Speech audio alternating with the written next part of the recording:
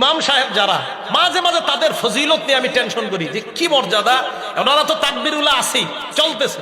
এই জন্য ইমাম সাহেবদের মাঝে শুধু একটু ইখলাস যদি কাজ করে, এদের জান্নাতে যাওয়া আটকানো একদম মুশকিল। ইমাম সাহেব যারা, কারণ প্রত্যেক নামাজে আল্লাহু আকবার উনি আগে বললে আমরা বলি।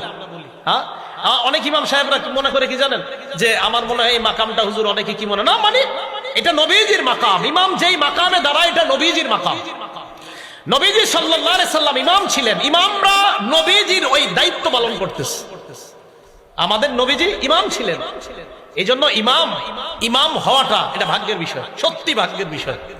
তো ইমাম সাহেবরা তো মাশাআল্লাহ পড়বে, আমরা যারা আছি ইনশাআল্লাহ, আমি তো ইমাম না, এই জন্য বললাম আমরা যারা আছি, আমরা 5 ওয়াক্ত নামাজ অন্তত 40 দিন তাকবীরুল্লাহর সাথে পড়বো ইনশাআল্লাহ। এরপরে আর পড়বো না।